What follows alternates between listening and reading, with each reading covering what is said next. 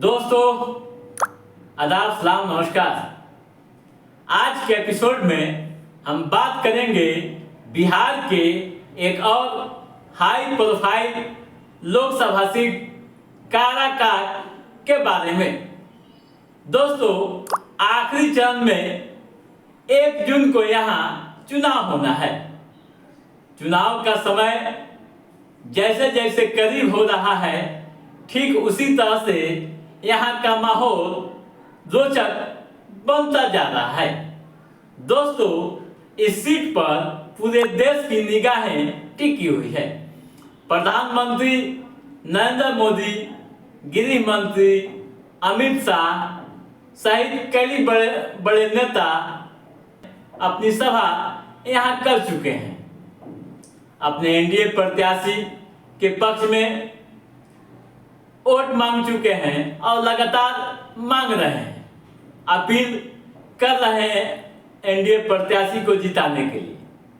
दोस्तों इस सीट से एनडीए की ओर से उपेंद्र कुशवाहा मैदान में हैं, जबकि इंडिया गठबंधन ने यह सीट भाकपा माले को दी है और भाकपा माले की तरफ से इस सीट पर राजा राम सिंह मैदान में है, तो वहीं निर्दलीय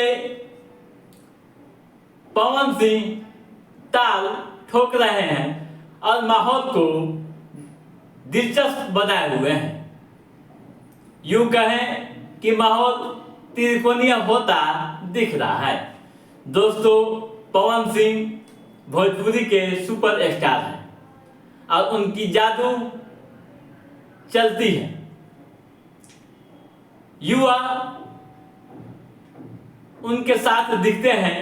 नामांकन से लेकर अब तक के कई कार्यक्रमों में युवाओं की शानदार भीड़ उनके साथ दिखी है, जिसको ले कई तरह के कयास लगाए जा रहे हैं। दोस्तों हम तमाम पहलुओं पर चर्चा करेंगे, लेकिन सबसे पहले काराकाट लोकसभा क्षेत्र के जातीय समीकरण को समझते हैं।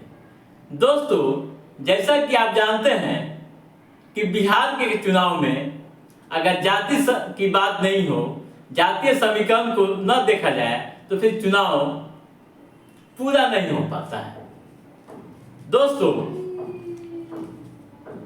इस लोकसभा क्षेत्र में 2 लाख से अधिक राजपूत वोटर्स हैं।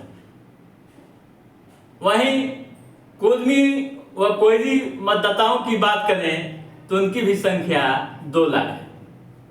जादव वोटर्स 3 लाख हैं, मुस्लिम 2.5 लाख हैं, ठीक है। ब्राह्मण भी 75,000 है, भूमियार पर 50,000 है, निषाद 1.5 लाख, ठीक है। ये मोटा मोटी यहाँ का जातीय समीकरण है। दोस्तों यहाँ सबकी निगाहें स्वर्ण वोटरों पर टिकी हुई है,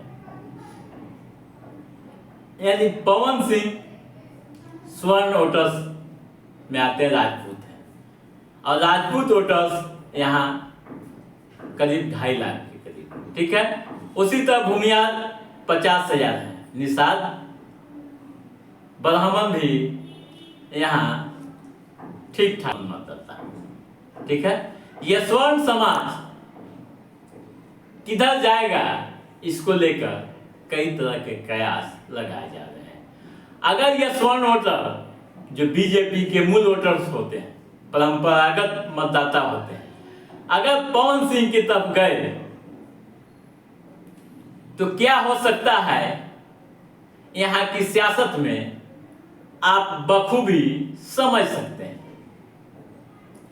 दोस्तों इस सीट से अब तक 3 बार चुनाव हुए इस सीट पर।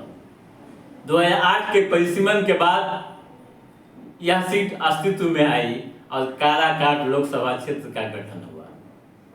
तब से लेकर अब तक 3 चुनाव हुए और तीनों चुनाव में एनडीए की जीत हुई है, ठीक है।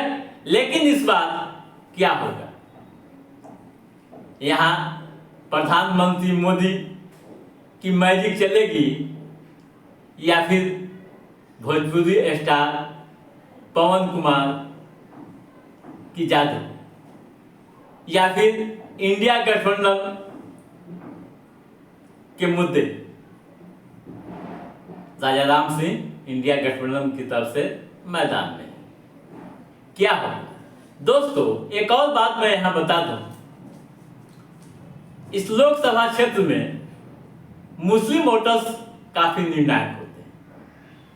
अगर स्वयं वोटर्स बढ़ते हैं तो इसका सीधा लाभ इंडिया गठबंधन को हो सकता है। हालांकि असदुद्दीन ओवैसी की पार्टी ने भी इस सीट से अपने उम्मीदवार उतारे हैं। उनकी पार्टी यहां कितने मुस्लिम वोटरों को अपने पक्ष में लाती है यह भी देखने वाला होगा। अगर मुस्लिम वोटर्स नहीं बटे, ज्यादा वोटर्स नहीं बटे, तो फिर यहाँ की सियासत में क्या होगा आप बखूबी अंदाजा लगा सकते हैं।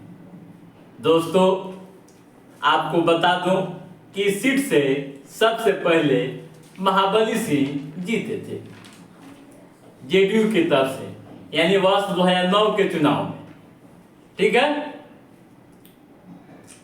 2014 के चुनाव की बात करें तो 2014 के चुनाव में मोदी लहर थी और उपेंद्र कुशवाहा जीते थे। उन्होंने राजद के कांति सिंह को 1,05,241 वोटों से हराया था। ठीक है, जदयू के महाबली सिंह उस चुनाव में तीसरे स्थान पर थे और उन्हें 75,000 वोट मिले थे। ठीक है, वहीं 2019 के चुनाव की बात करें तो 2019 के चुनाव में जेडीयू के महाबली सिंह ने जीत दर्ज की थी। रालोसपा के उपेंद्र कुशवाहा को उन्होंने 84,542 वोटों से हराया था। ठीक है, महाबली सिंह को उस चुनाव में 3,98,408 वोट मिले थे, जबकि उपेंद्र कुशवाहा को उस चुनाव में 3,13,860 वोटों पर संतोष करना पड़ा था। ठीक है दोस्तों, अब इस चुनाव को देखते हैं, इस पर भी चर्चा कर लें क्या होने वाला है। दोस्तों जिस तरह के हालात बन रहे हैं, जो सियासी समीकरण तैयार हो रहे हैं, उस पर अगर भरोसा करें तो यह समझ लीजिए कि उपेंद्र कुशवाहा की राह इस बार आसान नहीं है। पवन सिंह ने एनडीए का खेल यहां बिगाड़ दिया।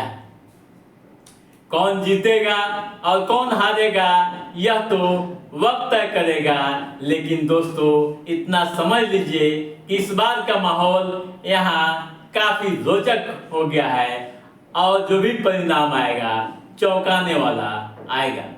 तो दोस्तों आज के इस एपिसोड में बस इतना ही।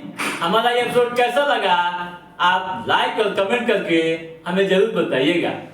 यदि आपने हमारे चैनल को सब्सक्राइब नहीं किया है तो सब्सक्राइब भी कीजिएगा, ताकि राजनीतिक गतिविधियों से संबंधित जो भी अप टू डेट है उसे हम समय समय पर आपके बीच पहुंचाते रहेंगे।